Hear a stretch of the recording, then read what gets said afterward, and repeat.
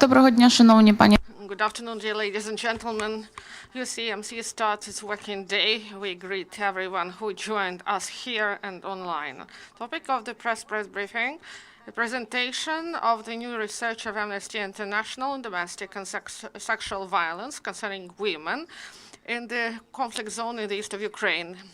We give the floor to our speakers. Good afternoon. Greetings to dear journalists. Thank you for being with us during this meeting on Amnesty International report, how the conflict influenced domestic and sexual violence. I'm Kateryna Miteva. I represent Amnesty International in Ukraine. We have Yulia Dontsova, Amnesty International researcher, and also Kateryna Khaneva, coordinator of Slavic Heart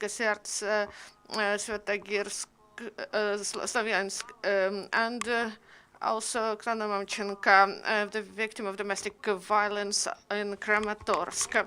We present our in-depth report about how military actions in the east of Ukraine influence the situation with the domestic violence. Our researchers during 2019 studied the situation in controlled territory of the Donetsk and Lugansk oblasts, spoke with the victims, held focus groups, spoke with local NGOs and power, analyzed in detail the situation concerning current legislation and the work of state institutions. So by this research, we proved that the situation in the east of Ukraine and the armed conflict significantly deteriorated the problem with domestic and sexual violence against women. We studied and proved that current legislation and state institutions do not work efficiently and do not provide proper help to the victim.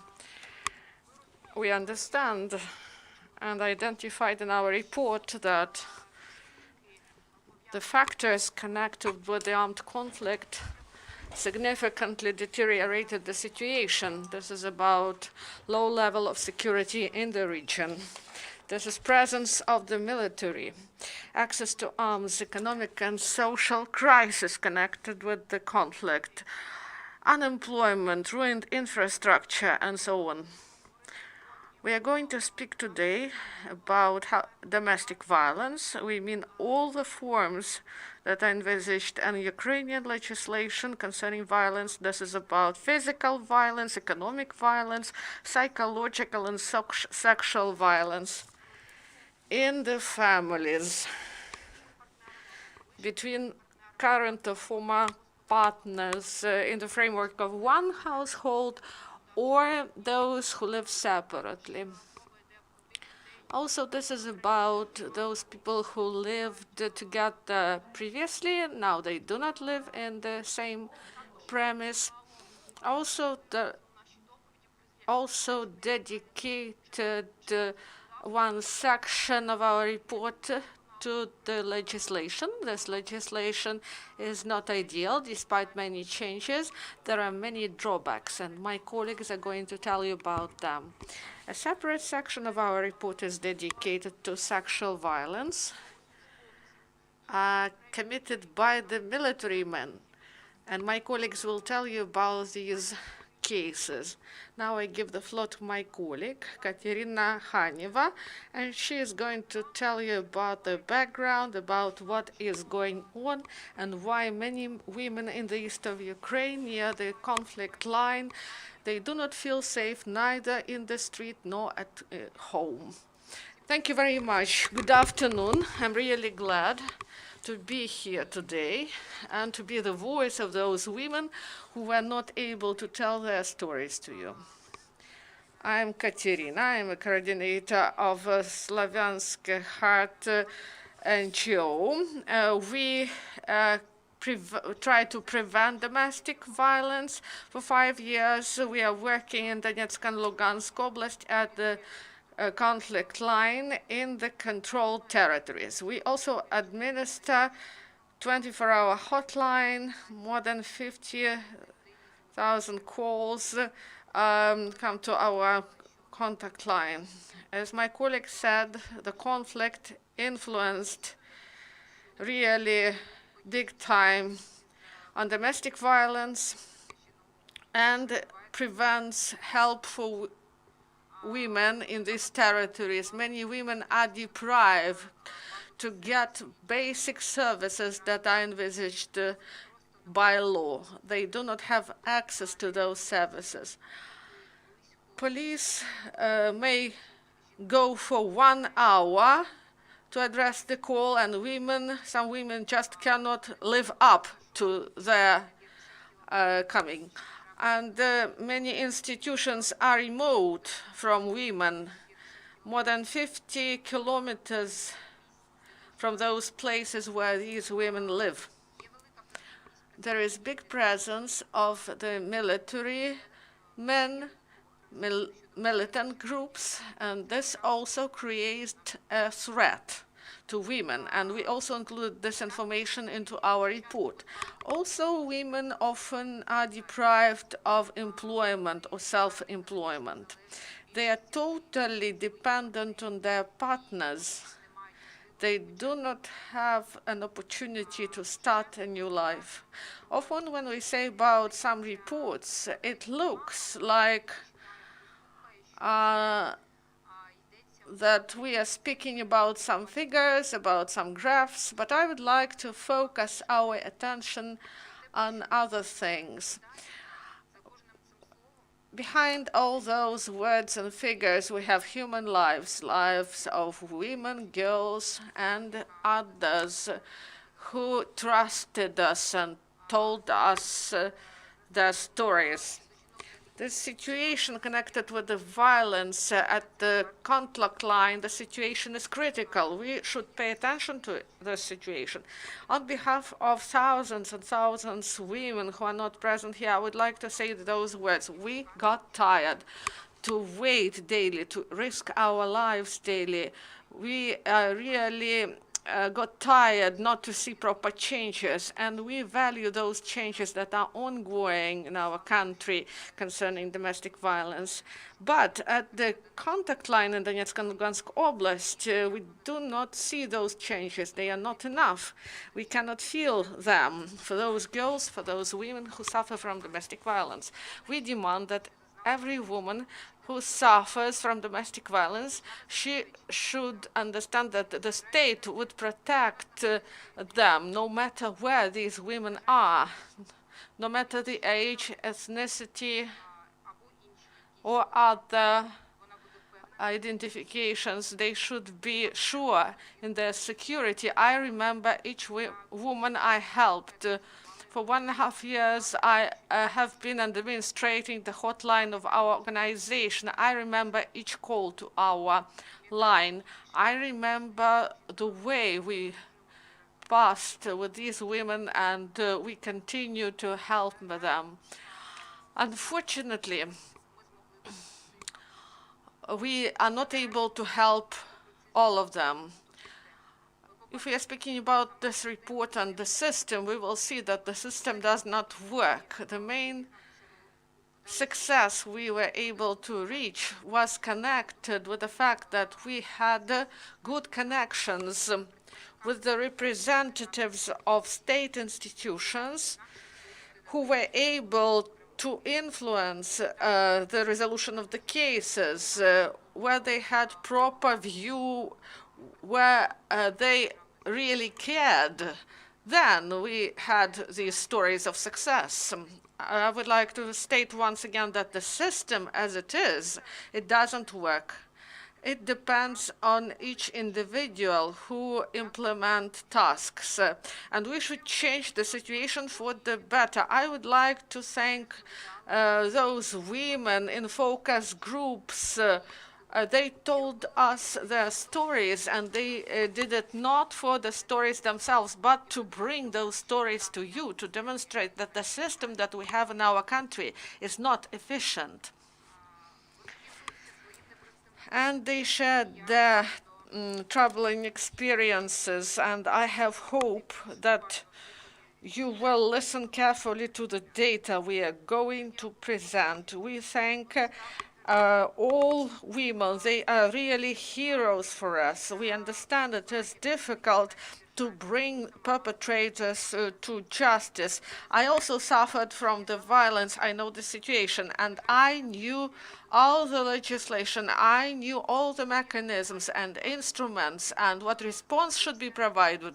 But I needed a whole year to bring the perpetrator to justice. And we should change the situation. Each person should be sure that after address, in case of violence, the person should be provided with help and support. During the last 3 years, several important laws were adopted: the law on prevention of domestic violence and introduction of changes to procedural code concerning implementation of the Council of Europe resolution about fighting domestic violence, and this is called also the Istanbul Convention. Also, the number of orders of instructions by the ministries that regulate this issue and provide the practical instruments to fight domestic violence.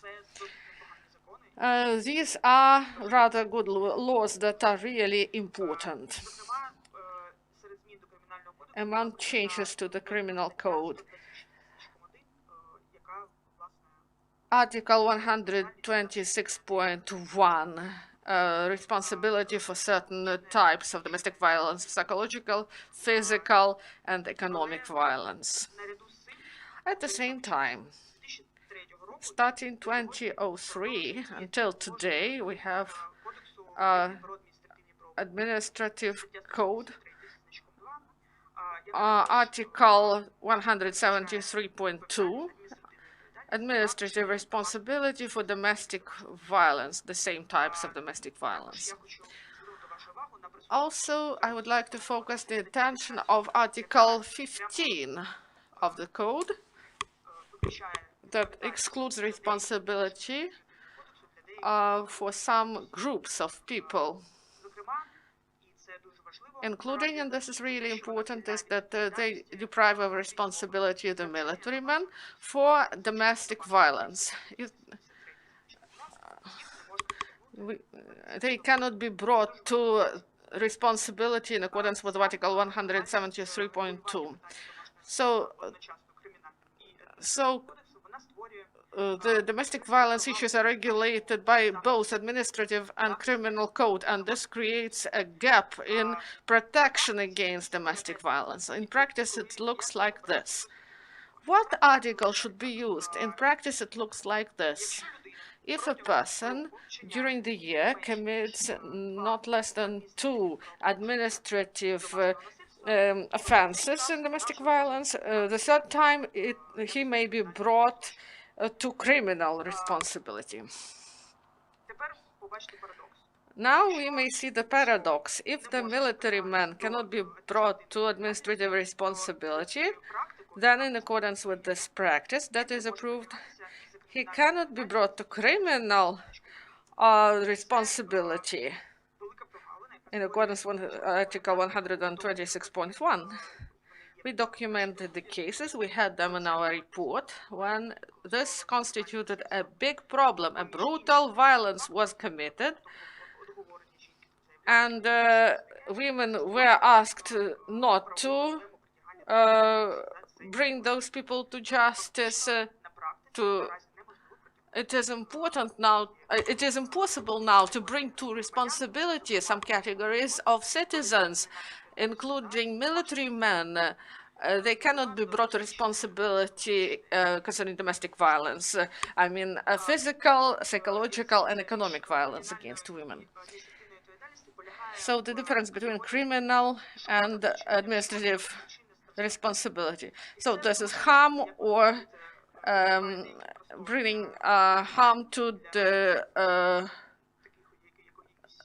or bodily harm, and there is some gap in legislation concerning this. Also, there is a big problem of statistics. In our country, we are lacking statistics concerning domestic violence. There is some statistics by police, by social services, but it is fragmented. It is not done in accordance with the same criteria. It cannot be unified. If you ask about the number of victims during some period from some types of violence, there is no such statistics in our country. We have plans to have a single register, but still this was not implemented, but it is needed. The state should know what is going on concerning domestic violence, and the state should provide proper resources. And statistics is needed for this, and this is a big problem.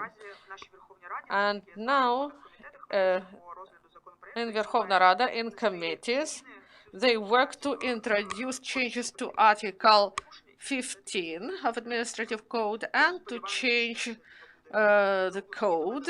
We hope that this initiative will be implemented and the gap in legislation will be eliminated. All these gaps, they create big mistrust of people to institutional response to the state that should protect them. We documented 27 cases of domestic violence. These are those cases we described in our report. Out of them, only 10 women, they did not report. Others had a lot of problems. Only 3 out of 27 were able to apply for the first time. 8 were trying to do this for several months to get the application accepted by police. So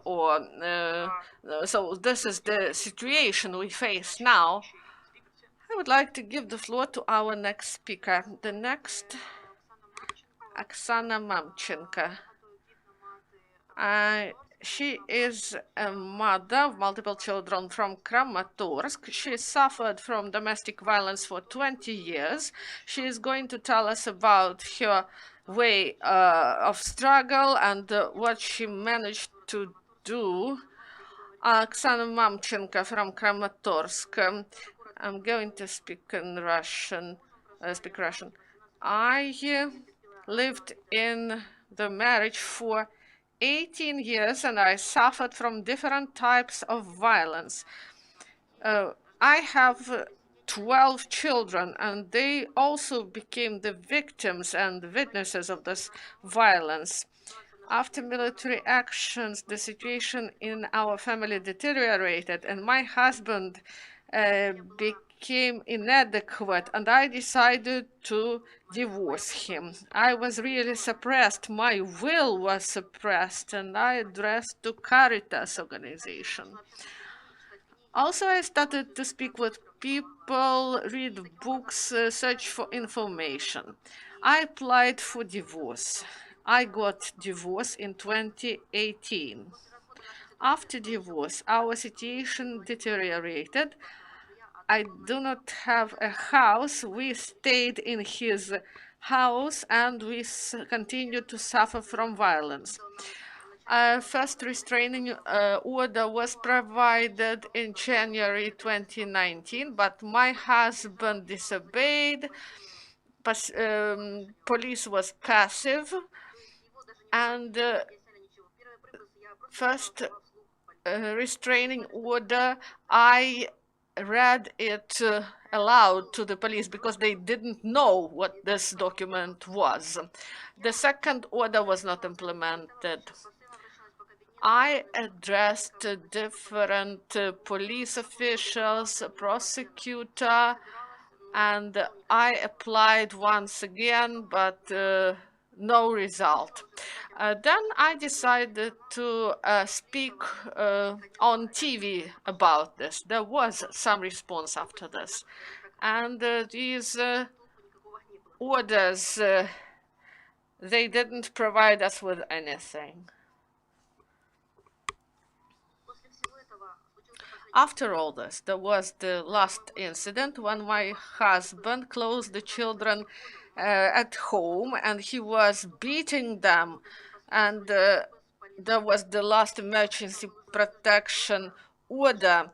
and we flee from home, me and my children.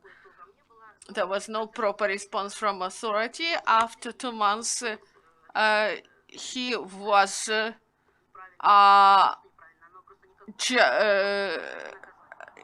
he received 1 year in prison, but the sentence was suspended and he stayed free.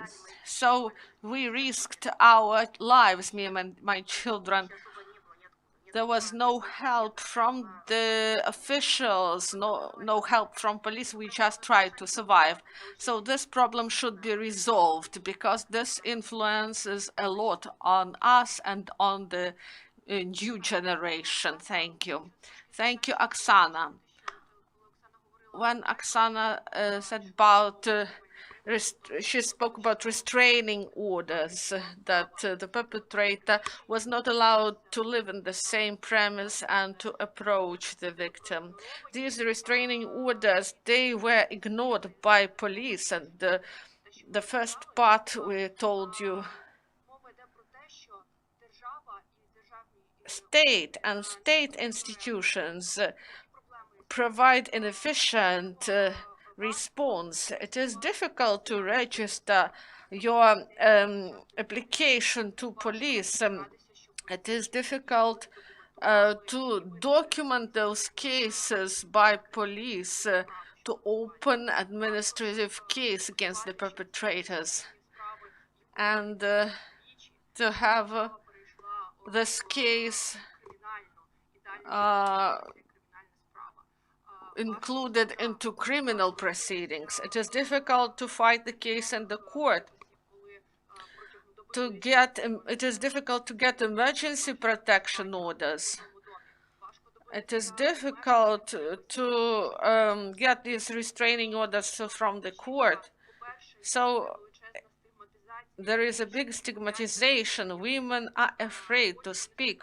Then they face big repression of the system, and they see inefficiency in action of the state bodies, and they address charity organizations like the organization of Kateryna Khaneva. So we face the situation that no one helps these women, and this is a big problem we described in our report, and we should provide proper response.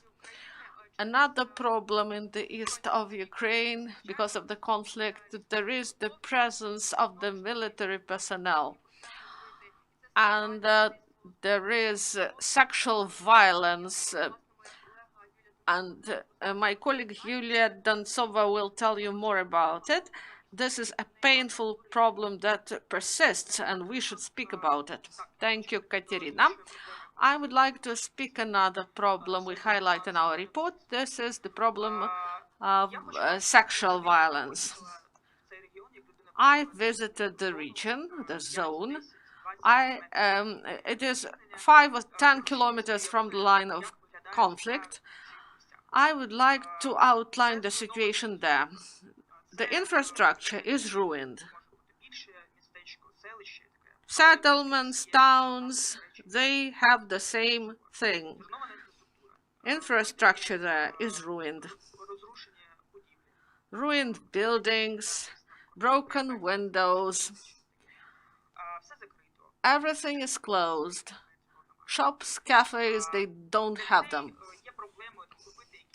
There is problem to buy simple things. Food products, they have a small assortment. It is difficult to get money from ATM. They have problems with water, potable water. This is the context people live in, and they face these problems daily. We even do not think about such minor thing. There is economic and social crisis, many IDPs, ruined families.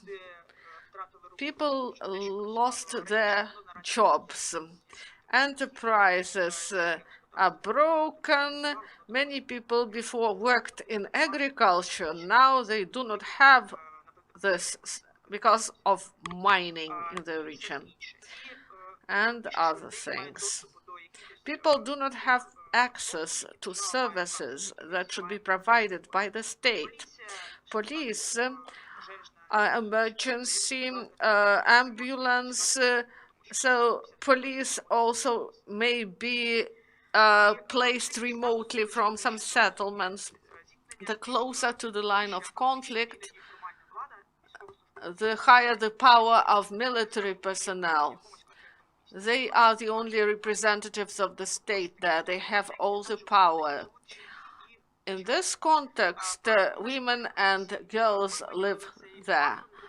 So we highlighted this pattern of sexual violence. There were 8 confirmed cases of sexual violence committed by servicemen against girls and women in residential quarters with the big military presence. These are not detention facilities, not checkpoints, these are settlements.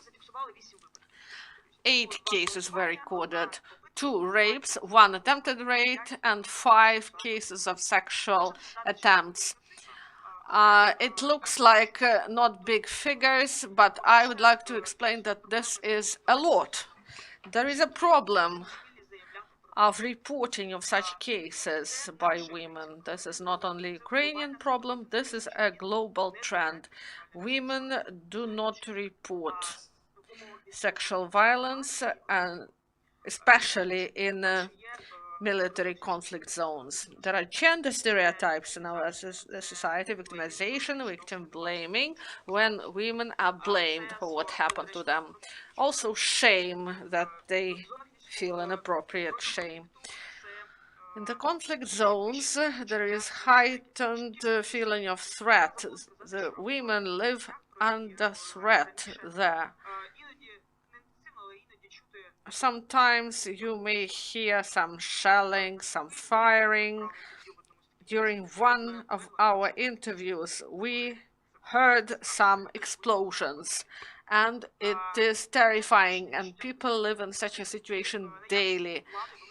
And the military personnel, they are the power in those places, and women are afraid to speak.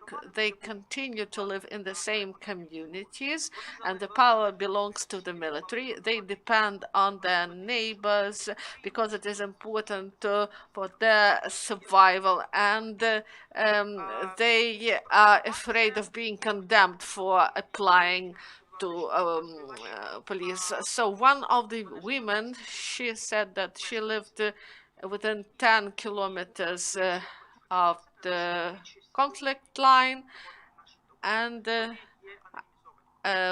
we have anonymous data because security is really important element for these women. Sometimes we see that information may be easily found because places, settlements are really small. So a woman told a story. So one military man, he was attracted to her, and she said that she does not want to deal with him, and he came to her house and fired at her house in the evening. And we asked what was her response. And she said that he just went to rotation. She didn't call police. So we recorded this case. Another big problem, it is difficult to find out these cases. Women do not want to speak about this. So it is difficult to get this information. And you see that rarely women provide information about such cases. We provided requests to state administrations about bringing these military men to justice. And they said that during 2014, 2019, there was 0 cases like this. But General Prosecutor's Office, they say they do not have statistics concerning crimes committed by the military men and by civilians. So the statistic does not provide the true picture. Also, we may search through the single state register of cases. We worked with this register. We found only one such case. And this case was not closed, it was ongoing, and you may read about this in our report. This is a story from the register. In 2017, military men wanted to accompany the woman to her home. He was drunk. And he forced her to oral sex. He beat her and he raped her for several hours. After this, she called police and there was a criminal investigation, and we do not know whether this case is still in the court. Another important problem.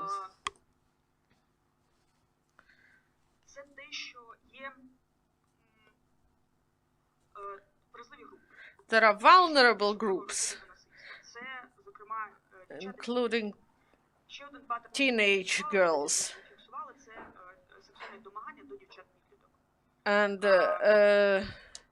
sexual harassment of teenage girls. They are really vulnerable to such crimes. We were told one story, and this story happened within 10 kilometers of the conflict line. 2 soldiers were drunk.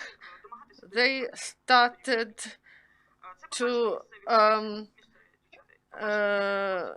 speak with local girls, and they started to harass them, and local boys tried to protect those girls, and military men, they started fight with them, and this was the information was provided to officials, and the soldiers were punished. And they were punished for beating the boys, not for harassing the girls. And in the same region, one military man was harassing a 13 or 14 year-old girl, and he started to shoot in the air in order to frighten her. So this is a very bad trend.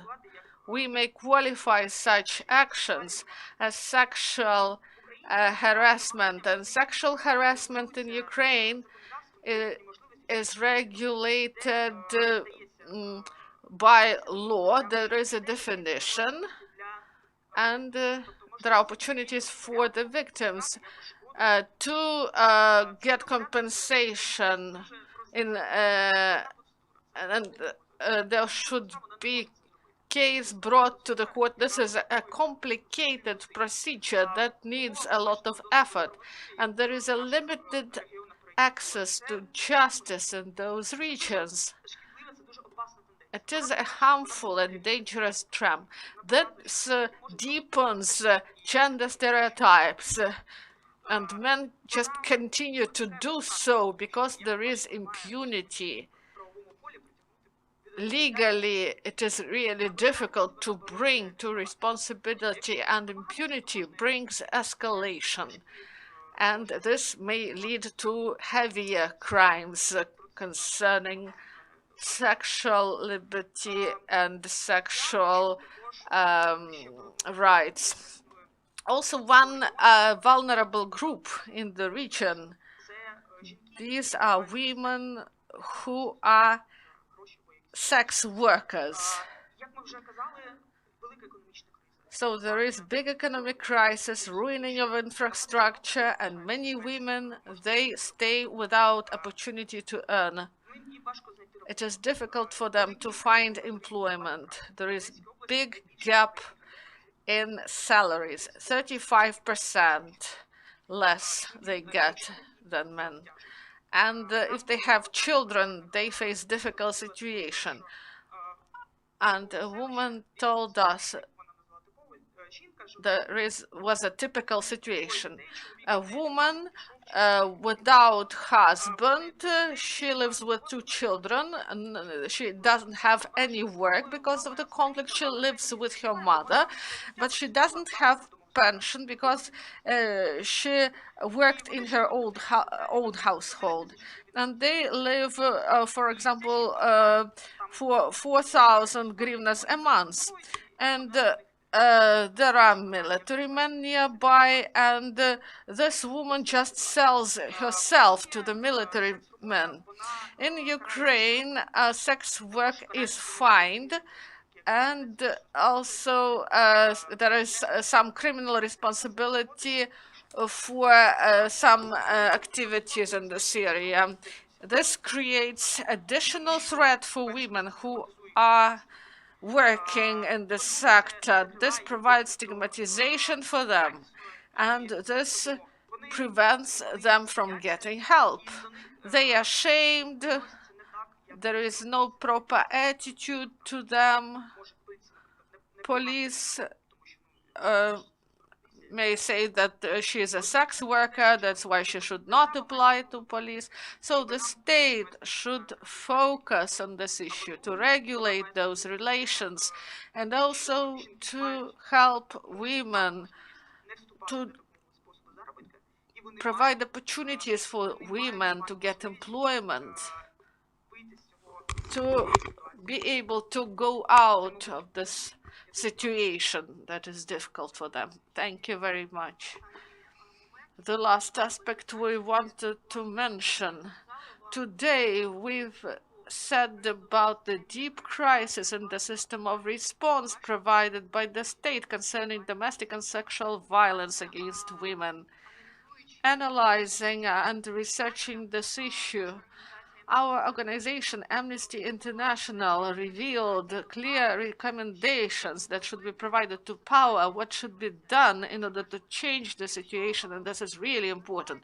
If you look at the slide, I will tell you that our main requirement is to ratify Istanbul Convention. This is the complex, comprehensive document that obliges the state to provide all proper response, and this should be done in accordance with international standards. This is a comprehensive document that will oblige Ukraine to report these cases to international community and to provide proper legislation concerning shelters, social services, courts, and everything else. Also, important step, introduction of changes to criminal code and cancellation of the need that criminal responsibility is introduced only when there is systemic character of domestic violence, when there are 2 administrative proceedings open. Criminal responsibility should be starting the first case of domestic violence when police record it. In the east of Ukraine, it is really important. The cases concerning domestic violence committed by military men, these cases should be dealt with not by the military, but it should be dealt by police. There should not be, they should not have privileges in this case. They should be like all the rest. And the government should develop the centralized system of collection of data, monitoring statistics. And we've said about it today that we do not have proper data concerning the number of victims who suffered from domestic violence. There are many bodies, but there is no single statistics, and we cannot speak with proper figures. And in order to speak about this problem, we should have proper data, and we should provide compensation to the victims. Social help should be provided. There is big problem with shelters. In those territories, we have only 4 shelters. These are the places where the victims can come because at home, it is dangerous for them to stay. Only 4 shelters for 2 huge oblasts. And there is a big crisis, huge threat to women, and women have no place to go. And they just keep silence because they do not have opportunities, and the state should pay attention to this problem. Also, we have a big problem with the response from police, prosecutor's office, and courts. And all cases should be investigated. They should be first registered. Investigation should be efficient. Because in some situations, police officers are trying to solve the problem on site. They try to prevent this conflict there. But domestic violence, this is not a private case. This is the case of the state, of all state bodies, all the people. This problem should not be silenced because women stay with this problem and they are lonely in this. There should be proper social workers. There should be training for police and for bodies that supervise the work of law enforcement. So we should provide training on gender-sensitive issues to understand the situation. The Ministry of Interior Affairs, there should be proper protocol for police officers in order that they know all the steps, how to respond, what protocol should be filled, how to behave with the victim, how to provide the algorithm of action to the victim, what to do when children are witnesses of such cases. And for courts, there should be more rigid judgments by courts. It should not be just administrative fines. This is nothing. There is impunity, and impunity brings new impunity and new cases of domestic violence. We should not forget about education, about sexual education, and the Ministry of Education and the Ministry of Social Policy. They should participate in resolution of this problem. We have a very important and deep problem. We should resolve this problem. We should speak about it. Only by joint actions we will be able to change the situation. This is all for now. If you have questions, we will be glad to answer. Please, dear friends, if you have questions to speakers, raise your hands and ask. If there are no questions, we invite you to personal comments, and this is the end of press briefing. Thank you very much.